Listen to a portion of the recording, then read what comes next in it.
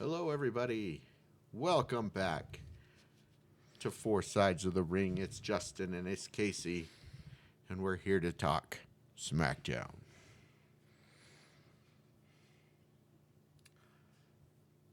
Which ended up being a good SmackDown. Back in Chicago, back in the States, out of Europe. Finally. I mentioned that to Bryce earlier, too. We were talking about that. Like, finally, God. And after all the talk of the European crowds and how great they are, Chicago showed up. Chicago was going last night. And CM Punk came in and started off the night. Man, it was a good promo. He came out talking Chicago, thanking the fans. He even mentioned how nice it was there in Chicago. He grabbed the camera from the cameraman, get a point of view shot, his point of view shot of the crowd and everything. So even CM Punk mentioned how energetic the crowd was last night. Yeah, that usually happens after they come back. America tends to like to show our European brethren that we can be louder with a better purpose than just the sports chants. I know, right? So it was good. So he came out. Heyman came out, and a lot of that promo was talk about the favor. The favor. What is the favor? What is the favor? Tell me the favor. Do we know the favor? Well, we do, because now we do. We watch the show. What? But CM Punk at that point was like, he's like, Heyman mentioned that Reigns wasn't there yet, and then Punk was like, "Well, I'll wait till Roman gets here, and then we'll all talk about it." And that was kind of the end of that promo. He hopped out of the ring.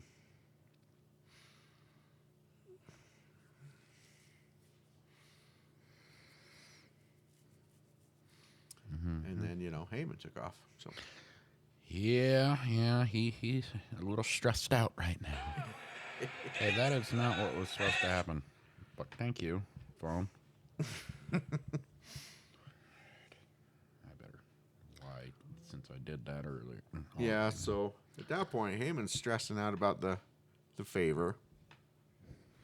And he goes to await the arrival of the tribal chiefs. Chief, I don't know why I put an S on Chiefs. That.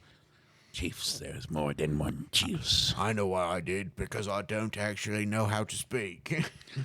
We can't talk no more. We can't talk no good. No, it's just been a long fucking day and we're done talking.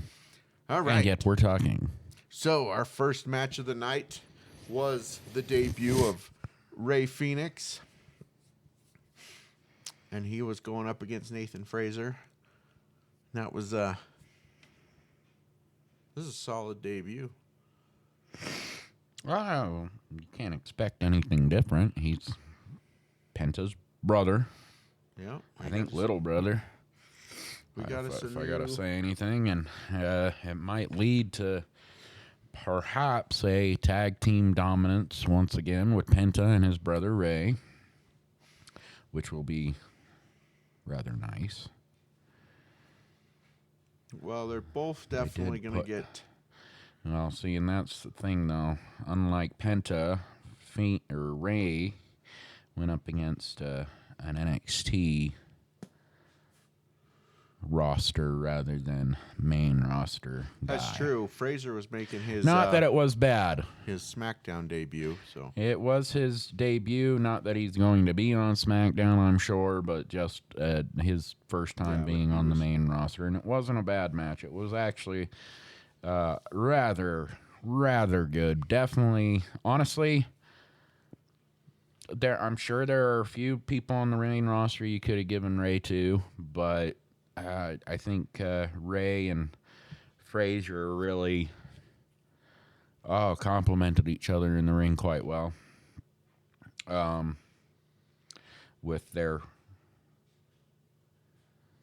move sets. Well, they were talking about it during the match. The announcers, how Frazier's actually pretty close to being his skill set's pretty close to being a luchador himself, Mm-hmm. and so he's got a lot of those high flying moves, and just not even the high flying, but the fast paced, agile moves, which is really fun. They had a really high tempo match. There was one point Frazier was doing a suicide dive out of the ring, and he caught his feet and it just took all the momentum off his dive. Oh, I'm sure. It looked bad. He didn't seem to hurt him anything, but it took the momentum right out of that dive, though. But all in all,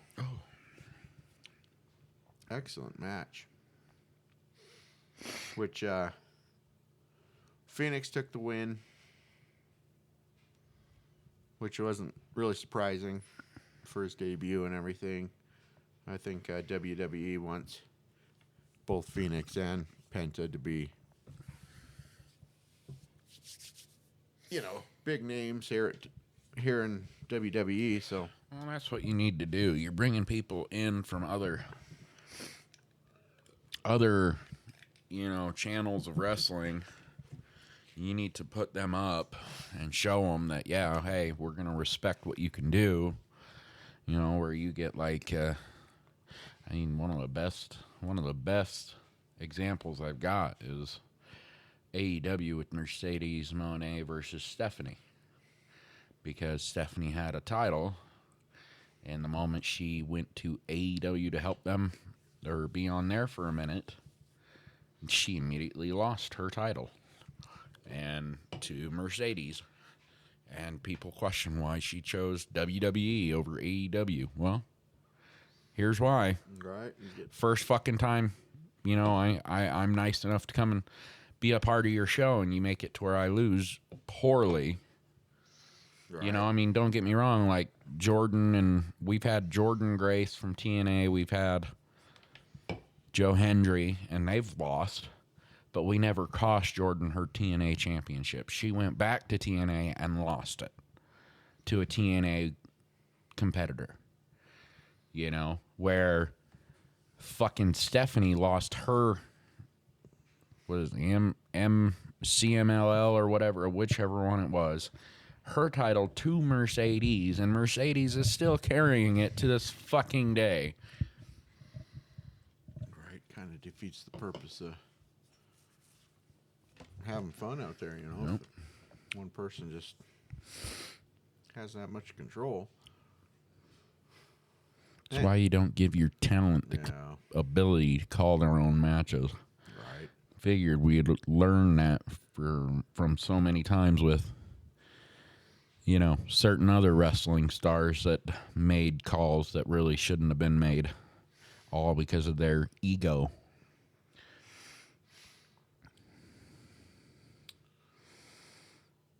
All right. Anyway, so Phoenix defeated Frazier with a Mexican muscle buster to get the pin. And then that will lead us to our next match, which was LA Knight versus Tama Tonga. So it's funny, they were backstage right before this with Strowman and Sikoa, and Tonga came up on Strowman. Mm-hmm.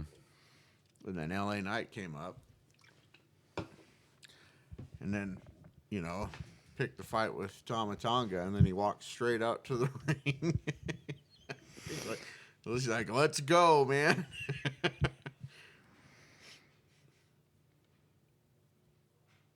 you know, because Sokoa and Tonga run their mouths like they always do. Oh, yeah. So they went out.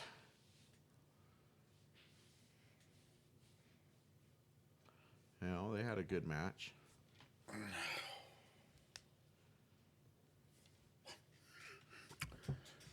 Yes. A good match. Some good, with some distractions. yeah, Solo was out there to cause distractions. It didn't end up amounting to anything, but, you know, there's some good back and forth in this one.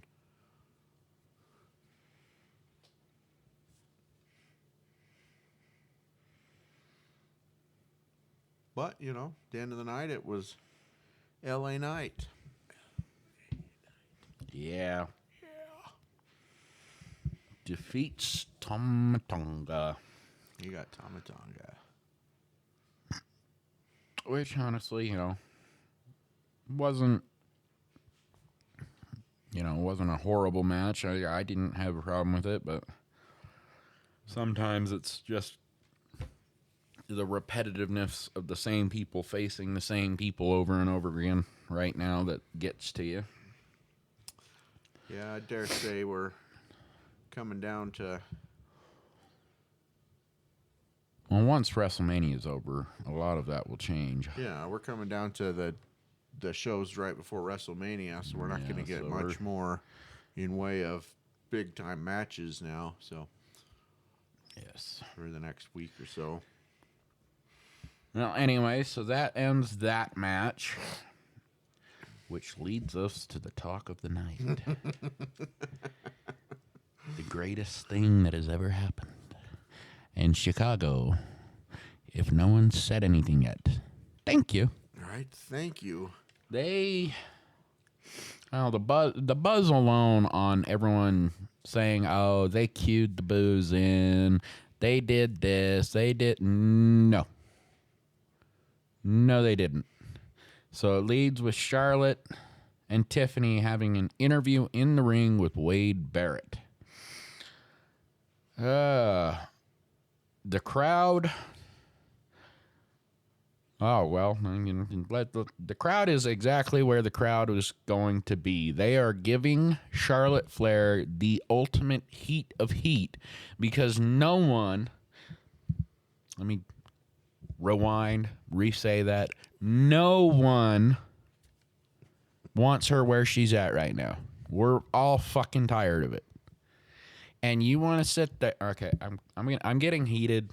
This is why I didn't post on anything on TikTok about it. I got real heated even talking about it, but it's coming. This is why, you know, everyone, you know, even Tiffany said something about her being overshadowed by her dad. Second best. But yet, it's going to keep being said because she keeps riding her dad's coattails. You know, the whole reason she's in the match she is because she's a Flair. She pulled strings. And if she didn't, hey, I'll be one to say I'm sorry. But I'm sorry, you got special treatment. There's no reason you should be in that fucking spot right now. Then, on top of it, you're telling me you're a fucking legend. You're the queen of this business. You're the best in the business. And a boo shook you so bad you didn't know what to fucking do. And then you go, oh, well, they're just booing so loudly on the mic. You had to say it? Like, and then ask the crowd what the fuck do you want me to say? Like, what in the hell? What kind of professional does that? I mean, Dom tells him to shut the fuck up. And he's green. Well, he's not green, but he's greener than fucking Charlotte Flair. And he sits there and fucking just starts yelling at him in Spanish and yelling at him. You're telling me this legend, queen of the business, couldn't handle booze? And she sat there with that bullshit fucking, I don't know what to do fucking grin. The only thing of the chatter going around that I do believe is they went off script way bad. And Tiffany brought it right back. From what I've read, Charlotte was the one who led the off script. Charlotte went and said, well, I'm here because she's begging for it. I'm here because she needs it, and I need to give some sort of donation. Well, Charlotte, Tiffany just fucking burned your ass, and I'm not talking like a fucking first degree burn. She fucking charged your ass, burnt, skin peeling off. You just look like the biggest dumbass, and you're all in all fucking response to her was, oh, well, why is Ludwig in my DMs? And I'm sorry, he came back with a better response. Don't fucking flatter yourself. I mean, technically, if Ludwig chose Charlotte, I'd probably pop him in the side of the face going, why the fuck did you just downgrade? Because Tiffy is the upgrade. Tiffy time. All right, I'll let you rant now. Well, what this showed is because we talked about this before when they had that video interview that just crashed and burned. It took them wildly out of WrestleMania talk and everything, Like, it took their story out of the picture compared to everybody else. This put it back. This put these two back. Oh, yeah. You know what I'm saying? Like, yeah, you're very right. Charlotte got cooked. And rightfully so. She opened up a can she wasn't ready for. And Tiffy showed her. Tiffy had her best promo that she's had in her career last night. She took it to her. And she lit the fucking fire. She lit the fucking gasoline. And she spat it out, You're going to walk away from WrestleMania alone, just like in real life where you're 0-3. Woo!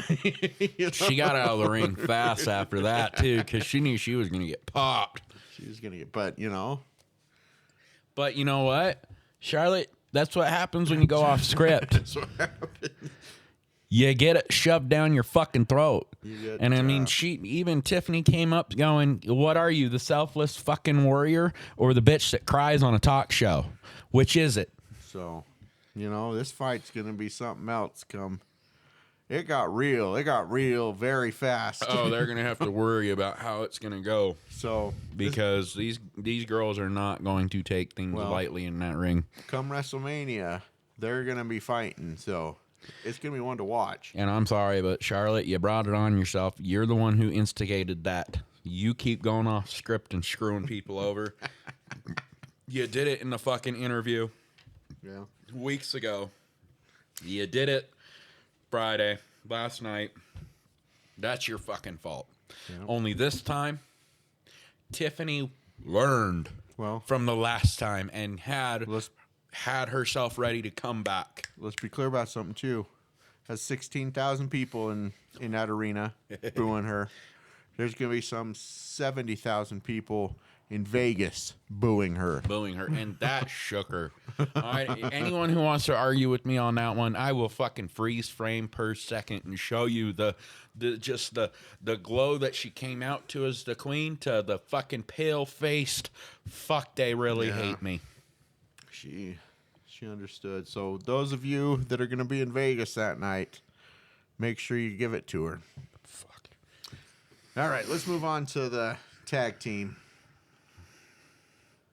Number 1 contender match, I do believe. I have no idea. Was it I not? have no idea. Yeah. For a shot at the tag titles held by the Street Profits. Because the Street Profits were ringside. So, yeah, they were. So, we had Motor City Machine Guns and we had Johnny DIY. Gargano and Tommaso Ciampa. Which... I really struggled on his name. We've talked about the tag teams on SmackDown, and they bring the fights every week when they have their fights, and this fight was no different. It was extremely good and extremely entertaining, and both these tag teams have moves that are awesome. and a lot of fun to watch. Oh, yeah. Well, the SmackDown tag team division is the tag team division to watch right now. And Rob needs to be taking notes because Raw's tag team division's really just, hurting. And it's a sad thing because you got a good couple of teams on Raw, but you're not letting it flourish. And it takes a lot more than just a team holding belts going, hey, yeah, we're tagged. No, you need story, you need division, you need... They've had story and... You need that compelling match. Like, the tag team matches we've gotten on Raw are just blah. Yeah. What we get on SmackDown, it's 100 times better. I mean, nothing against the teams on Raw. I think it's just mismanaged. Yeah. It's a management situation. It's a creator situation. And because I tell you right now, you could take a show with very little tag team division and build a tag team division off of it. They just need to kind of focus. Yeah, they're focused on other things, so... Well, Raw's got a lot on their table and plate anyway. They got a 2-hour show, plus they're on Netflix now, which is huge. So they definitely are focusing on other things, but... All right. So that ends with... Well, that ended with... So Ciampa rolled up... I want to say he was going up against Gargano. Rolled him up, but he put his feet up on the rope, right? To hold him down. Gargano's his partner. Oh. They're talking about Sabin. Sabin, sorry. That confused me for a minute. I was like, wait, he's pinning his own fucking... Justin, come on. Justin, drink some coffee or something. Come on. So he... So Sabin, sorry. No, but he put his feet up on the ropes, right? To hold him down. Hold him down, but the ref caught him. Right? So the ref's like yelling at him. And he's like, "What? What?" And there was a point at which one of the turnbuckles got exposed. Yeah. So he got turned around into the turnbuckle. He was the one that got his head bounced off the turnbuckle, and that's how he ended up losing. But it was a pretty funny round of events right there with him trying to pin Sabin like that. But so Sabin got the pin on him after... I rolled him up and pinned him. After he bounced him off that exposed turnbuckle. So Motor City Machine Guns got the win. Got the number one contender against the Street Profits. And that'll be fun to watch. Because, Street Profits are fun to watch. Well, so are the Motor Machine Gun guys. Yeah. We just haven't seen enough of them yet, and we haven't gotten them out there. Potentially, because I don't know about anyone else, but I didn't really know about them. So I know they're big names, but I've never seen them really much before. So, all right. So that leads us to another wonderful Naomi moment. So we got the B-Fab Naomi match. And Naomi coming out was the big moment because she got dropped by Jade. So Jade came out, attacked Naomi. Oh. The match still obviously went on. Yeah, match still went on because they pulled Jade off of Naomi. Is anyone else liking her new look? I'm loving it. Naomi's? Mm-hmm. Oh, heck yeah. This is so good. Her turn right now, so good. I love the fact that even after the match, which she won. Which she won. I know, getting ahead of it, but this was a meh match. Well, it wasn't bad, but it wasn't phenomenally great. It was short. It was short. It was honestly the point of this match was a filler. And the reason you know that is because it was to tell the Jade and Naomi story. Jade attacked Naomi. Then after Naomi won, Naomi calls Jade back out. And then after that, we find out we are getting Naomi versus Jade at WrestleMania. Mania. Don't ask me why I said it that way. I just did. I'm weird.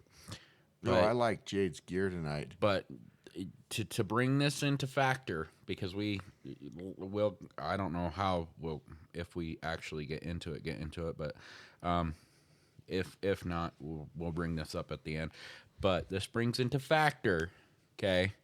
Me and Justin have been talking about the women's world title, and I keep saying a 6-way.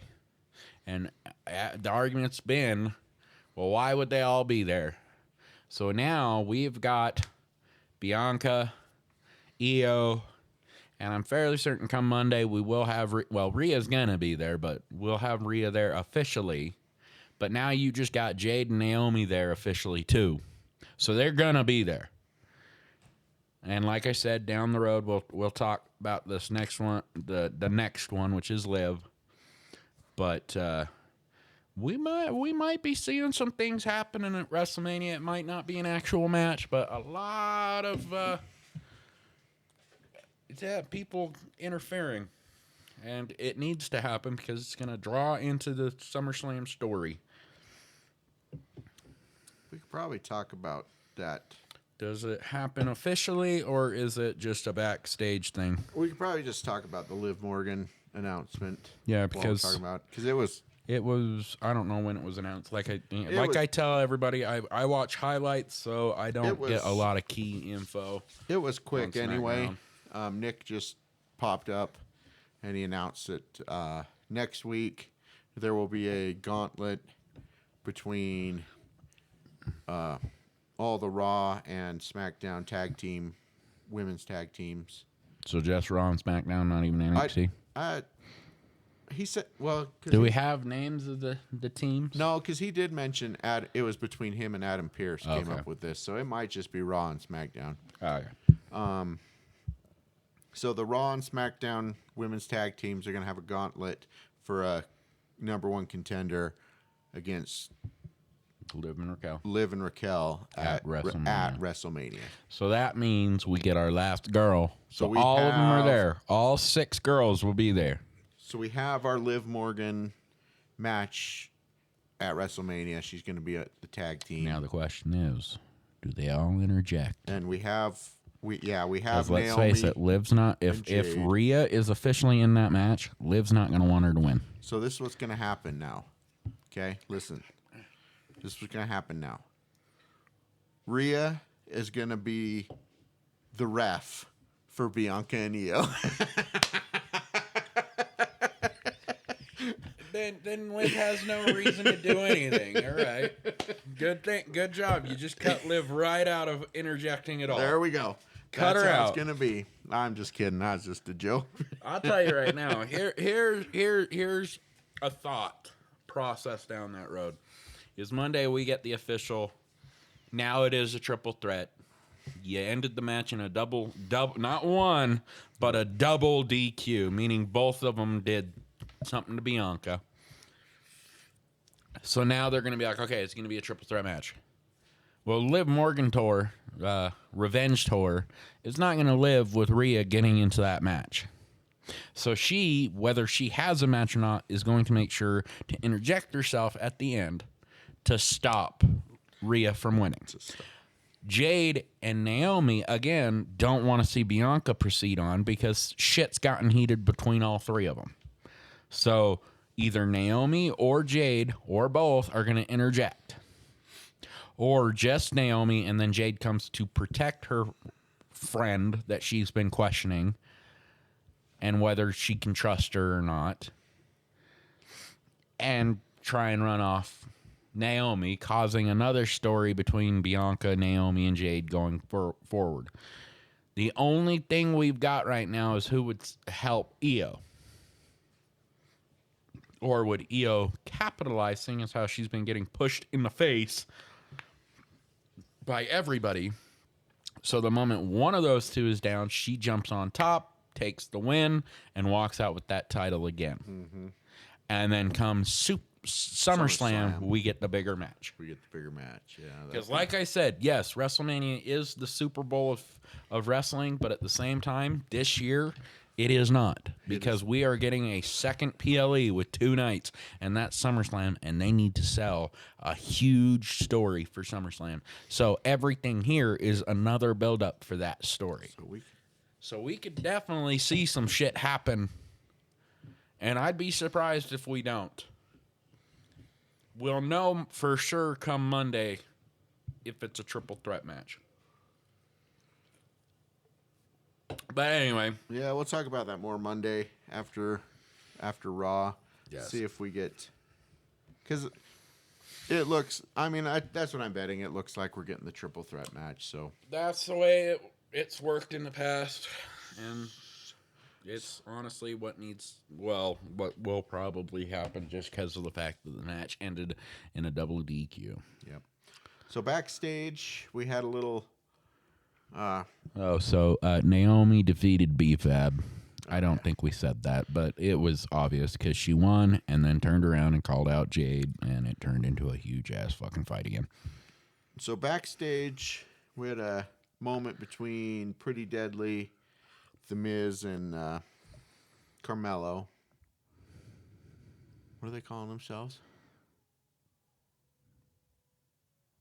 I forgot. Anyway. Mizenheim? Him? I don't know. No, it's, yeah. Awesome. So they had a moment. Isn't that it? Well, awesome. They say awesome. Okay. But they've got a name for themselves that the Miz came up with. I can't remember what it is now. So they were, the Pretty Deadly were given the Miz crap about always having a brand new tag team partner, always going younger, and they called him the Leonardo DiCaprio of tag teams because he always has a younger partner. Listen, just because Leonardo has a 19-year-old girlfriend, and he's like 50 now. That's just what he does. I mean, personally, that's too young for me, and I'm 36. Nothing against it. It's just after that, you'd rather have someone who has their things set. After that, we had Kevin Owens come out. A lot of people are trying to say this is all bullshit, but I don't see a reason on why they'd play it this way. It doesn't add anything to their rivalry. RKO let him walk out of that ring, and he actually has a look of sincerity when he's getting out, like, fuck. Well, Kevin even mentions how he is saddened to the fact that he cannot go to WrestleMania and face, the great Randy Orton. So his entire character is just fucked right there because Kevin hasn't been that way this whole time. Yeah, he didn't come out. And he's stated it, in multiple podcasts and interviews since SmackDown that, it's legit. He has no, his character's completely broken now.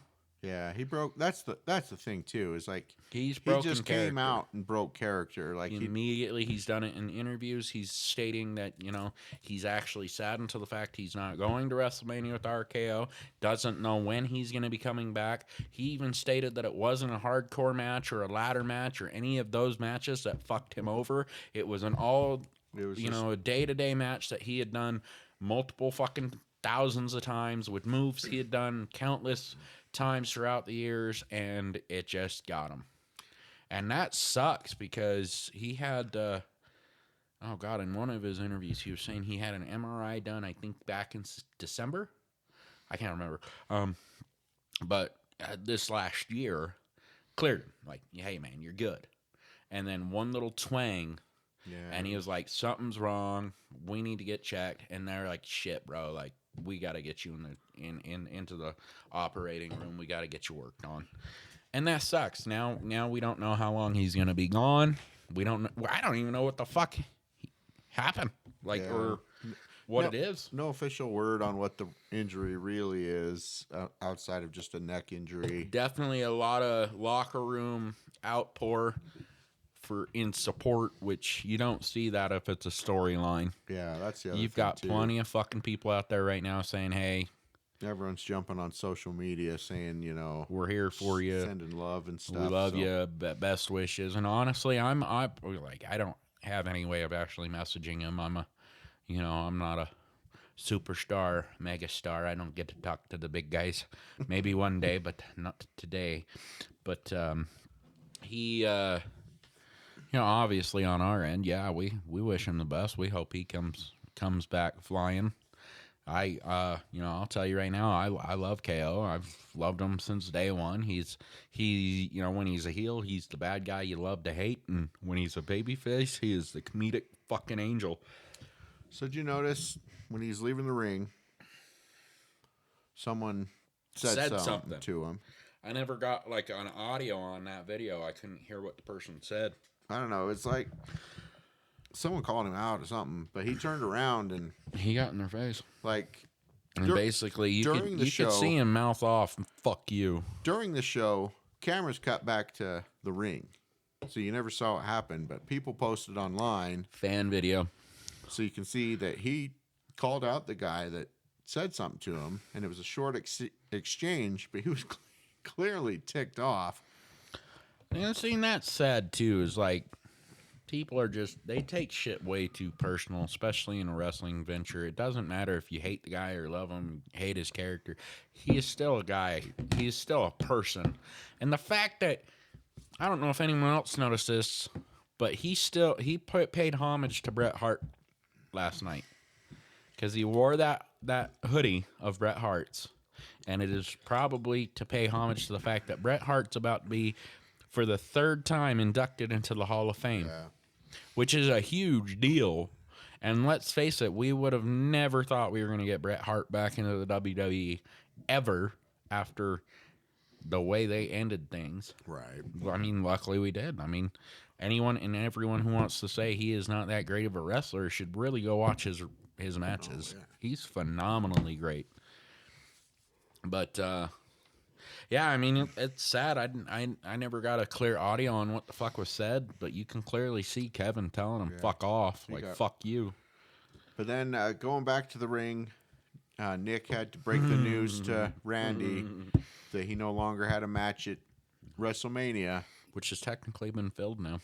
And then Randy... For anyone wondering, there is not going to be a mismatch or anything. I think it just got filled by Jade and Naomi today. And or yesterday. So Randy RKO'd Nick. It's all right. He paid the fine already for it. It's okay. He's already paid for it, so that's fine. He all right. Well, technically, that's actually, I'll state that right now. That can be argued because he did RKO Adam, which would have mean he would have had to pay the same fucking fine. Maybe he did. So I don't know. But either way, I did see he did warn Nick, what, a year ago? Over a year ago? That's for the next time. And focusing on the fact that it would be Nick getting it next time, and he got it. I saw someone talking, and they're like, it's gonna be Randy and Nick at WrestleMania. Nick's gonna take. Hey, Nick hasn't been out of the ring that long, so Nick's gonna take that spot. He could fucking totally do it. After the RKOs, like a lot of people don't realize, like it's only been like a year since Nick's been out of the ring. Mm. The moment he took the GM spot was when he stopped wrestling, and the funny thing is it was literally so he could have a foot into the door because they didn't have a spot. But they're like, hey, man, if you want to be a general manager, it's a foot in the door. So who knows? Maybe they got a spot now. And they're like, hey, Nick, Randy just fucking arcade your ass. You want to get out there and fuck him up? You want to come back out? Right. I've heard differently. I've heard he actually likes his role. No, I think that was just... oh, yeah. But no, like, I'm just saying on just speculation, the factor period. I don't think he's coming out. I think he he actually likes being in the role he's in right now. He does well. He does well. Oh, God, he's fucking hilarious. All Him right. and Adam, especially both of them with Chelsea. Hilarious. All right, we had us a last man standing match tonight. For the United States #1 contender. For the #1 contender for the United States at WrestleMania, too. Werewolf versus Monster. Which really, I did not actually get to see a lot of this one. it got cooking after a minute. That's what I heard. I heard it was good. I saw bits and pieces. I know how it ended. Like they...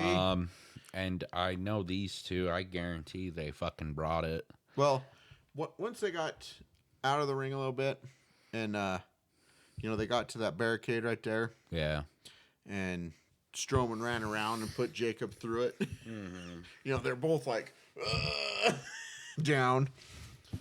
And the walls were falling apart. All those barricades were falling apart. And then after that, they went out into the crowd. And trash cans were picked up and beatings ensued. And it was funny, like Jacob was shoving a couple people out of the way and whatnot. But then they got down, to where the tables are set up. And Strowman dropped him through. Jacob through the tables. Well, he went too, didn't he? They both went. Yeah. Because it was whatever. A drop. I can't remember what he did, but that dropped both of them. But they both got up. There's a couple close calls there. Like they were about at 10 a couple times, and they both just kind of. I mean, from what I've seen, from what I saw, I haven't really looked into it as of today, just because I've been doing other shit. But like when I was at work, from what I saw, a lot of that match was fucking phenomenally great. But I mean, that just goes to tell you right now, like, do you really expect anything different from fucking Jacob or Braun? No, like they're gonna bring their whole fucking A game. They brought it, and then it got back down to the ring where Strowman had set up a table in the corner, right? And they both kind of jumped in the ring, popped up, and Strowman was in front of that table, so Jacob put him through it, and they were both just in the corner, folded up in that table. Yeah, and then Jacob barely. Yeah, Jacob got up to his feet. I mean, take that into account, though. They both, like, Jacob barely beat the count, and Braun was right behind him. If Braun had one more second, he would have gotten up. He got up on his feet, but he was shaky even at that point. Well, they brought it. So, extremely good match. Like, it was a good match, and they really took it to each other. Jacob came out on top.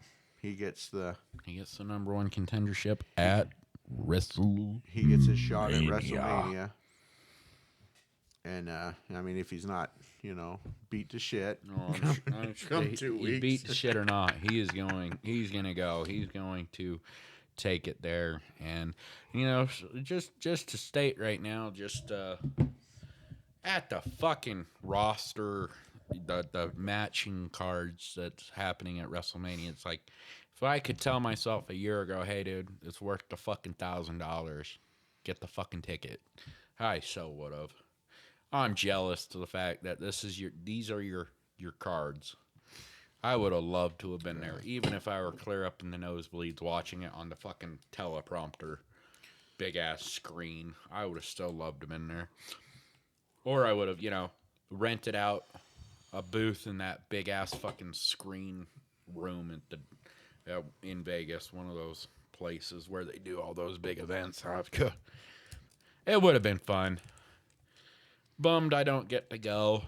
I'll watch it at home and make it worth something. So, now we get back around. Roman's here. To the favor. Reigns. Roman showed up with Heyman. Yep. And now they, come out to the ring. And to find out what's the fucking favor. So it's funny because Seth Didn't Seth come out before? Well, Roman was out there, and he's like, all right, come on out, Punk. And Seth's music comes up. Burn it down. And Seth comes out, and he's John with Roman, as they do. And Roman, eventually, he's like, you know what? I didn't call you out here. I called Punk out here. Let's get to this already, And so Seth's all right. He goes to the corner, And then, Punk comes out. And they get to it, and Punk talks about, all the way back in the day, Heyman was there, vouching for him. Yeah. And whatnot. Went down a history lesson. Yeah. And so it comes down to it, and he's like, the favor I want Heyman in my corner at WrestleMania. And Roman laughs. He's like, what? What? That's not going to happen. No. And he's obviously not looking at Heyman. Heyman's behind him, and Heyman's got that stressed, oh shit, look on his face, and that's Roman's all, yeah, tell him no. Waits, and he's like, tell him no. Says it a few times, and finally he's like, this is your last chance. Tell him no. And Heyman's like, my tribal chief, I can't. Well, technically he can't. He agreed on the favor, the payment. The favor was done, and he agreed to the favor. He's like, I made a promise. I can't. And obviously at that point, Roman was pissed off. So he goes at Heyman, but Punk stops him. He starts laying into Roman, and then he gets his go to sleep move on him, puts him down, and Seth's over there in that corner just laughing his ass off. He is dying from laughter. Of course he is. So that's how it went down. Heyman's gonna be in Punk's corner. In Punk's corner, he has been. Well, you know what? I would say that is probably the dumbest favor to call for, but it's probably the smartest favor to call for going into that ring of Roman Reigns. Now Roman Reigns is shook. Yeah, he doesn't have his not wise ready. man. And no, because he does have him. But once the match happens, he's not going out with Roman Reigns. He's going to go out with Punk. So up until that moment, wise man's there. Now the question is, does Roman accept him and his information or knowledge, or does he just tell him until WrestleMania is over, get the fuck away from me, or not even come around me at all? So personally, I hope wise man tries to talk some sense into Roman and say, hey man, I can still give you insight into this match, and let's fucking turn this against him. So that's gonna be a match now. That's gonna be something. So our matches are heating up here. Yeah, our matches are heating up, even with some new matches to boot. I am a little bummed we don't get to see Kevin. Well, I was looking forward to Randy punting his head off. So we all were. I'm not even gonna lie, we all were. We're waiting for that, man. But, I don't know if you think about it. This has been his neck's been something going on for a minute now. Obviously, I'm glad he's able to take the time, step away, and get it fixed. And let's hope to God he gets to come back. There are some wrestlers, Kurt Angle's one of them. He really can't get back in that ring. Triple H is another. I mean, it wasn't his neck, but it was his heart. He can't get back in that ring. And that's the diehard of it on a good boss versus a bad boss. Okay, Look at the Vince McMahon wrestlers that can't get in that ring ever again, and it is because they were pushed to their fucking limit and not taken care of. At least now, Triple H is like, hey, man, get the fuck out. Go get your goddamn shit taken care of. You're okay. Now, I'm not saying Vince didn't help wrestlers, but there are a few out there from Vince's brand company that were his A-team. They can't get in that ring ever again. Not necessarily due to injury. Like, Triple H, it's obviously his heart. But it's like, how many times throughout his entire long career in WWE did he not take care of himself very well, causing those heart problems? Kurt Angle, he had a neck injury before WWE, but it didn't help keep going through to a point that even Vince let him go because he wasn't taking his health seriously into a form of, well, I don't know what Kurt was really on other than just painkillers and shit, but that's why he got pushed to another program. Yeah. But that's the thing. You got several wrestlers that can't do it anymore, and at least now it's like, look at Randy Orton. Back's all fucked up, and the moment anything comes up, all of a sudden, hey, you're out. Get out. We'll reform the story. Let's get you taken care of. Vince would have been like, can you wrestle? He would have looked at KO and be like, can you wrestle? Can you do it? So it's turning out to be a good WrestleMania, even with the added matches. Hopefully we get a little bit more insight on Monday. Yeah, we should get... And we'll see that, Mommy's going to be in the Royal Rumble match, and, Justin's going to be wanting to hit me. That ain't my fault, though. I chose the winner.